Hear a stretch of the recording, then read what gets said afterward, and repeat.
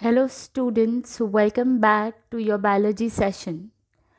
Today we are going to start with the new chapter, that is respiration in plants. Now, what do we have to learn in this chapter, respiration in plants? In this chapter we need to understand about the definition, what is respiration, right? We need to understand about the difference between the respiration and burning. Also, we need to understand about the experiments related to respiration. Now, a common question to y'all: what do y'all understand by respiration? Is respiration and breathing same? The answer is no. Breathing is mere exchange of gases, wherein if I say respiration, respiration involves this simple equation or this simple reaction. What is this reaction? The reaction which I have written on the board, wherein the glucose molecule combines with the oxygen and gives 6 molecules of carbon dioxide with water and the release of energy. Okay, now what do we do with this energy? Now, this energy which is being released is not always in the form of the ATP. Right now, we know what is the full form of ATP. ATP means adenosine triphosphate. But the energy which is being released is required by the plant. What is the use of this energy? Now, this energy is generally required by the plant and by the animal body to perform various activities in their body. Like, for example, they need this energy to make proteins from the amino acids. They need this energy to make starch from glucose. They need this energy for absorbing minerals from the soil. Okay, and also various other activities, like for example transportation in the animal body if you consider, then transportation of the blood also requires energy, transportation of the nutrients also require energy, etc, etc.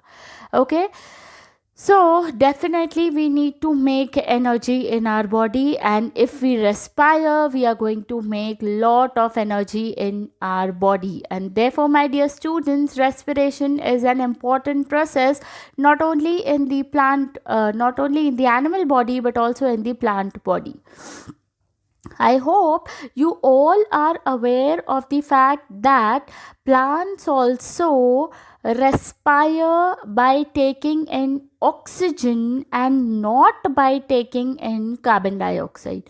I hope you all are known to this fact.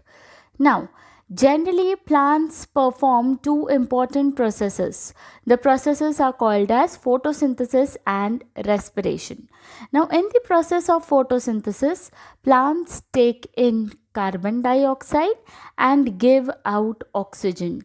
But in the process of respiration, they take in oxygen and they give out carbon dioxide, as you can clearly see in this reaction. Okay, now if you want to talk about this reaction, there are three important characteristics that I would like to mention for this above reaction. The first important point which I would like to mention is the breakdown of the glucose is not happening in the single step. It is not a single step reaction. It is happening in the multiple steps, that is in the series of the chemical reactions. Okay, and these series of chemical reactions are happening in two major phases. The first phase is called as glycolysis, and the second phase is called as Krebs cycle. Now, for your understanding, glycolysis is a phase which itself is made up of 10 chemical reactions, and it is this phase where glucose is converted into pyruvate. It is this phase where the glucose is being converted into pyruvate in 10 different reactions. And all these reactions, where do they take place? The reactions takes place in the cytoplasm. The second important phase is the Krebs cycle. It's called as Krebs cycle. It is also given one more name, that is TCA cycle, tricarboxylic acid cycle, where the pyruvate is further being broken down into carbon dioxide, water and ATP molecules. And where do these reactions take place? These reactions occur in the second part of the cell, that is in the mitochondria. And therefore mitochondria is considered as the powerhouse of the cell. Why? Because the ATP molecules are being synthesized in the mitochondria part of the cell. Okay, now as you can see that the entire process of respiration involves number of reactions. Each of these step further is being catalyzed by an enzyme. Now what do you understand by an enzyme? An enzyme is a biocatalyst which itself does not participate in the reaction but just maybe increases or decreases the rate of the reaction. Okay, and the third important point which I've already mentioned was the energy that is liberated in the reaction is not all in the form of heat, but rather some part of the energy is liberated in the form of heat, and majority of it is liberated in the chemical form, and that chemical form is in the form of ATP. The full form is adenosine triphosphate. Now, this adenosine triphosphate is considered as the energy currency of the cell. Okay, now let us just focus on the structure of adenosine triphosphate. What is this adenosine triphosphate made up of? Now, if you take a sugar molecule that is a ribose sugar, and if you combine it with a nitrogenous base that is adenine, both these components together form adenosine. Okay, now adenine, which is a nitrogenous base, when combined with a sugar molecule, generally a pentose sugar, here we are taking a ribose sugar, gives you adenosine. When to this adenosine you add first inorganic phosphate. The molecule that is formed is adenosine monophosphate, that is AMP. To this molecule, when you are adding the second inorganic phosphate, the molecule that you get is adenosine diphosphate. Then adding third inorganic phosphate, you get adenosine triphosphate. Okay, and in this manner we generally form the ATP molecule, that is adenosine triphosphate.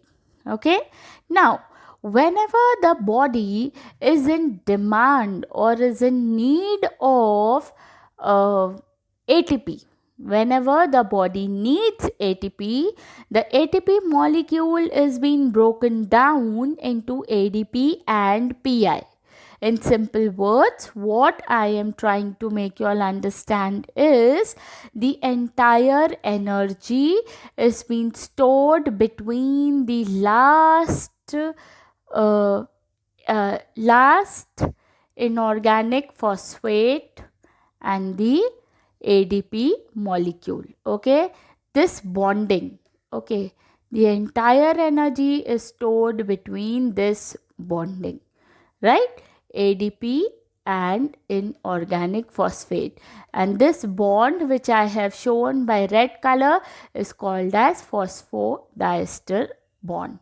And whenever the body wants to make ATP or restore ATP, the ADP molecule combines with an organic phosphate, as in the reverse reaction is going to happen. ADP is going to combine with an organic phosphate, resulting in the formation of ATP molecule. And it has been seen that one glucose molecule on complete oxidation, complete breakdown, gives 38 molecules of ATP. Okay.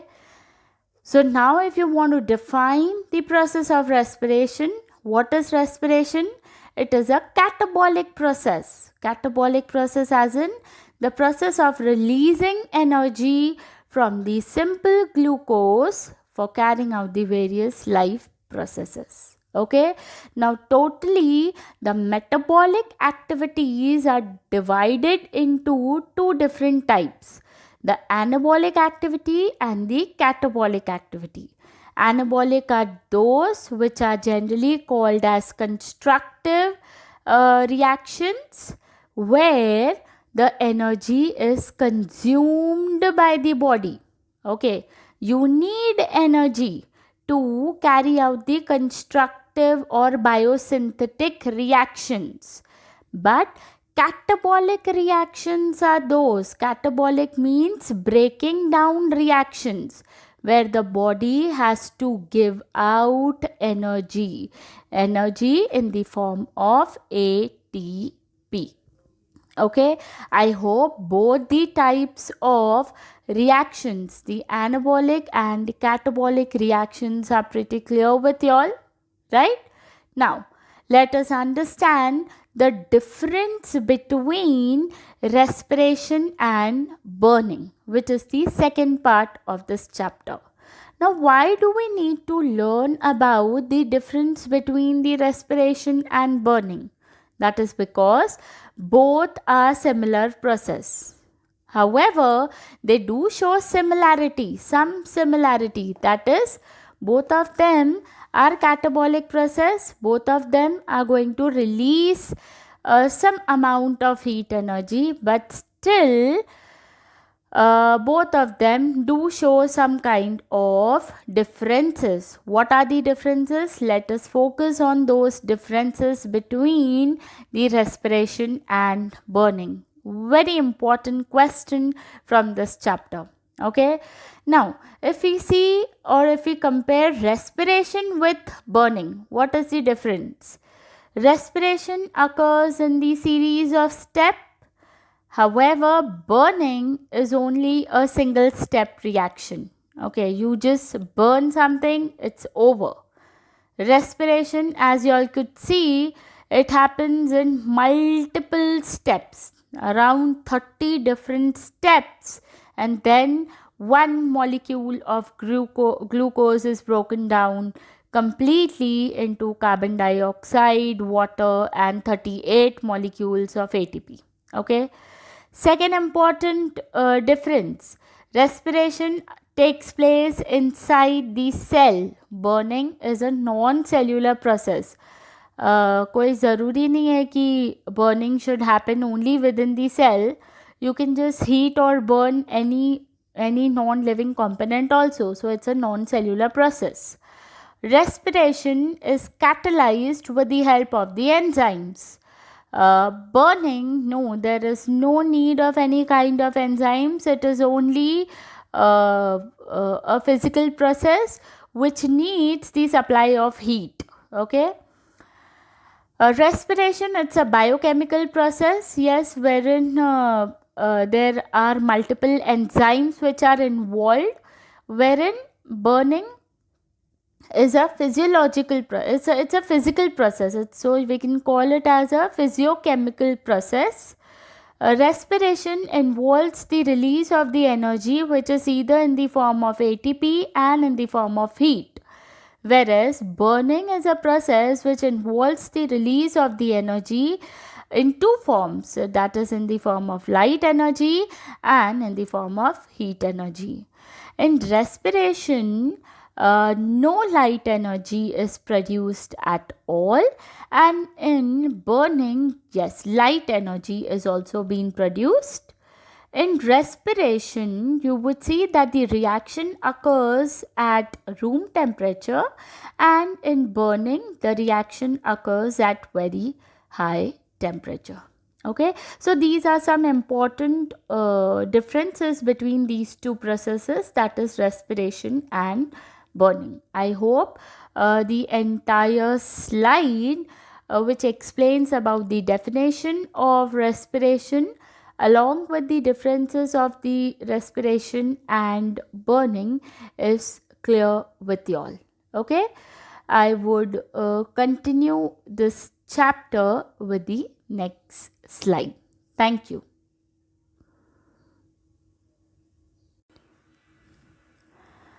So, continuing back with our new chapter, that is respiration in plants.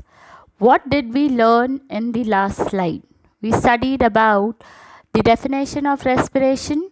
We even clearly understood that there's a great difference between the process of breathing and the process of respiration.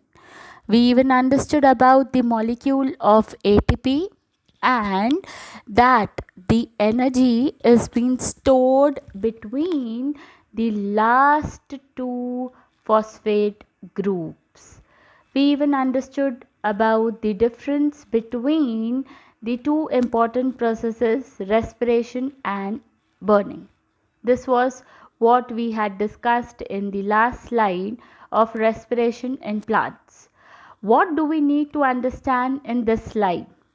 In this slide, we need to understand what are the parts of the plant that undergo the process of respiration. What are the different kinds of respiration and what is the difference between them? Now, when I say what are the different parts of the plants that undergo respiration, what do I mean by saying that? Are you thinking what is ma'am saying? I meant to say मतलब plants के सिर्फ कुछ ही part सिर्फ respire करते हैं? Is it even possible? If you consider a human body, if I would say only your hands will respire, only your nose will respire, your mouth is not going to respire, and your legs are not going to respire. Is it possible? No ways. Same way, the entire plant body is going to undergo the process of respiration. Although there are particular parts which are involved in the process of respiration. Like my dear students, in our body, we do hold a system which is called as respiratory system, which is majorly involved in the process of respiration. Same pattern, the plants don't have a respiratory system though, but they do have certain organs, you can say, which are involved in the process of breathing, or you can say which is involved in the process of exchange of gases. However, the reactions of the breakdown of the glucose releasing energy takes place in cytoplasm and mitochondria only. Okay, so what are the three important inlets through which the exchange of gases takes place is what you all need to learn or understand. The first is stomata, which is present in the leaves, right? The second is lenticels. Now, where are these lenticels present? It is present in the stem part. And third is the general surface area of the roots, the entire surface area of the roots which undergo the process of respiration. Now, all these parts what I have mentioned are nothing but small pores or small inlets through which the gases, that is oxygen, enter the plant body and then they diffuse to each and every cell of the plant body. Therefore, we say that the entire plant respires However, the inlets through which the gas enters the plant body are only three: stomata, lenticels, and the general outer surface of the roots. It's also been mentioned that whenever a farmer plows or tilling of the soil means before sowing any seed. What happens is the first step which is being performed by the farmer is the plowing of the soil. What happens is it creates air spaces around the soil particles, and that becomes the rich source of oxygen for the roots, for whichever seed which has been sowed in that area of the soil. So it becomes very difficult for these seeds to get the supply of the oxygen if the soil is very compact, okay, or in those soil where plowing or tilling is not done. So whenever you tend to just put a seed in your soil, okay, or in a garden, and without tilling the soil, or just superficially just keeping the seed on the surface of the soil and expecting that the seed will start germinating, no, that's not possible, because until and unless the seed gets sufficient supply of the oxygen, the seed is not going to begin the process of germination. Okay, now during the daytime we know that plants do undergo the process of photosynthesis. Now in the process of photosynthesis, what happens is the leaves take up the leaves take up carbon dioxide, okay, and they release out oxygen. Okay, they take up carbon dioxide, and what do they release out? They release out oxygen, and that oxygen is being used up in the process of respiration.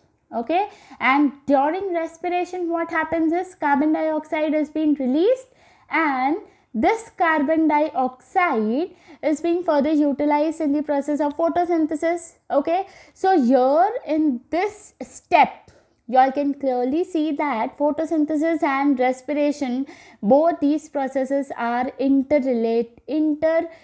related with each other. Okay, how the gas, carbon dioxide gas, which is taken in during photosynthesis, is utilized by the plant, and they release out oxygen. That oxygen is utilized in the process of respiration. Then in the process of respiration again carbon dioxide is released, which is utilized in the process of photosynthesis.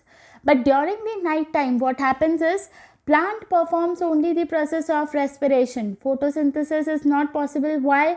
Because there is no sunlight to undergo the process of photosynthesis, and therefore the plant body releases only carbon dioxide. And since that carbon dioxide gas is not good for our breathing, it is believed that one should not sleep under the tree during the night time. कोई भूत प्रेत नहीं होता है. So please don't think about any evils or devils that are staying in the plants or in the trees during the night time. ऐसा कुछ नहीं होता है. The only reason which has been recommended or preferred not to sleep beneath the trees is because it is during the night time that the trees release out only carbon dioxide, and that's the only reason that you should not sleep beneath a tree during night time. However, during daytime it is absolutely fine to sleep under a tree. Why? Because of two reasons. Continuously you are going to get the rich supply of oxygen. Why? Because the plants undergo the process of photosynthesis with the release of oxygen. Also the plants are going to perform one more process that is called as transpiration. Transpiration is what? That is the release of the water in the form of water vapor, and that water vapor is nothing but it's going to give coolness in the environment. Okay, so that cooling effect can be given directly to you all and therefore it is generally recommended or it is preferred if you all sleep beneath the tree during the daytime, but not preferred during the night time. Now during the night time, apart from the release of carbon dioxide, there are even other possibilities that uh, uh, the animals, which the birds generally or the mammals that sleep on the trees, their droppings can also fall on you. So even that is one of the preferred reason that you should not sleep beneath the tree during the night time. Okay, so I hope the concept that how the entire plant breathes or respires is pretty clear with you all. Okay, yeah. The next part of the slide discusses about the two different types of the respiration. The two types of respiration are aerobic respiration and anaerobic respiration. Now, as you all can see it on the slide, aerobic respiration is the one which takes place in the presence of the oxygen. It is not only called as aerobic respiration, but it is also given another term, that is oxybiotic respiration. Oxy stands for presence of oxygen. Now, what happens exactly in the aerobic respiration? In aerobic respiration, there is complete oxidation of glucose. Now, oxidation means what? Oxidation का मतलब होता है complete breakdown of the glucose. And it is obvious when the glucose molecule is completely broken down, it is going to release more amount of energy. And therefore in the end products you see that the amount of energy that is released is around 38 molecules of ATP. Now this energy is, as already mentioned in the last slide, this energy is not all the entire energy is not in the form of chemical, it is also in the heat form. Okay, and along with the energy, the other end products which are being released are carbon dioxide and also water molecule. Okay, so this is about the aerobic respiration. Now where exactly the aerobic respiration occurs, as in what are the examples of the organisms in which you can see the aerobic respiration. Aerobic respiration is seen in plants, it's seen in humans, it's seen in different categories of animals like lions, like cats, dogs, etc. Okay. Now the second type of respiration which we need to understand is anaerobic respiration. Now this anaerobic respiration generally happens in the absence of oxygen, as the aerobic respiration is also called as oxybiotic. The anaerobic respiration is also given one more term, that is anoxybiotic. An का मतलब होता है in the absence of the oxygen. Now what is happening in the anaerobic respiration? Here the glucose is not completely broken down, and when the glucose is not completely broken down, that means the incomplete breaking down of the glucose is going to release less amount of the energy. So definitely you are not going to get 38 molecules of ATP. Definitely the end product is not going to be carbon dioxide plus water. Though carbon dioxide is going to be released, but along with carbon dioxide there would be another end product, and that end product is generally ethanol. Okay, so anaerobic respiration, you see that the end product here is ethanol along with carbon dioxide with very little amount of energy. Now my dear students, this kind of anaerobic respiration, this end product what I am talking about, alcohol, that is ethanol, and carbon dioxide with the release of 2 molecules of ATP is seen only in certain examples of bacteria, anaerobic bacteria that can respire anaerobically, fungi, and like for example yeast, and also in germinating seeds. Okay, but these germinating seeds also include to some extent, as in germinating seeds cannot germinate completely through aerobic respiration. No. And one more thing which I would like to mention it to you all is humans also do perform anaerobic respiration. But when and which cells of human do perform anaerobic respiration? So it is only the skeletal muscles in human body that can perform anaerobic respiration. Okay, now do you all think that inside the human body, when skeletal muscles perform anaerobic respiration, will we make ethanol or alcohol in our body? No. No, we are not going to undergo this reaction. However, the skeletal muscles will respire in the in the absence of oxygen, but here the end product which is going to be formed is lactic acid. I repeat, the end product formed by the anaerobic respiration in mammals, which is performed in the skeletal muscles, is lactic acid. Okay, please my dear students, be very attentive when you all are listening to these video slides or video sessions, because when you all listen to these slides, every points are not being mentioned on your slide. Okay, however, when you all listen it, please be very attentive. Why?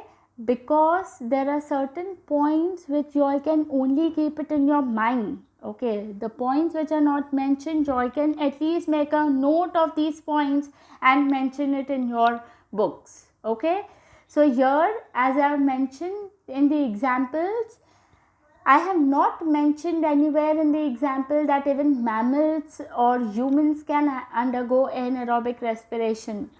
Although they do, why I have not mentioned it over here? Because here the end product formed is ethanol, and humans don't form ethanol in the skeletal muscles. Okay, and therefore in the example part, I have not mentioned anywhere about the skeletal muscles of the humans. Okay, now the next part is the differentiation between the aerobic respiration in the plants and the anaerobic respiration in the plants. Now in this part, the points which we have already discussed, I have just jotted down those points in the distinguishing pattern. Okay, so aerobic respiration, as already discussed, takes place in the presence of oxygen.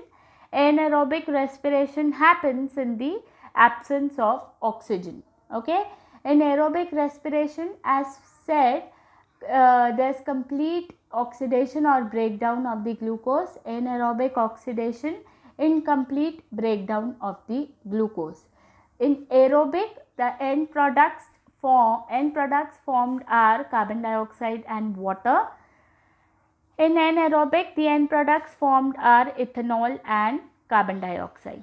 In aerobic, the ATP molecules which are formed with the oxidation, complete oxidation of one molecule of glucose is 38 ATP molecules, whereas in case of anaerobic respiration, complete or incomplete oxidation of one glucose molecule is going to give you 2 ATP molecules. In case of aerobic respiration, we say that we generally breathe or respire aerobically throughout our lives. So aerobic respiration normally happens throughout our lives, but if we talk about anaerobic respiration, that is only a temporarily a temporary process that is going to happen only for the short periods of time. Okay, that means when the body is deficit of oxygen, only then your body is going to opt for an aerobic respiration. Mind y'all, be it a plant body or be it a human body or be it a mammal's body, we don't respire anaerobically. We always have to opt for aerobic respiration. However, in conditions where we don't have the presence of oxygen to respire, there are certain cells in our body which can opt for the option of anaerobic respiration, but that too for only particular period of time, that is only short period of time. I hope these concepts of aerobic and anaerobic respiration along with the entire plant body respires is pretty clear to you all. Thank you.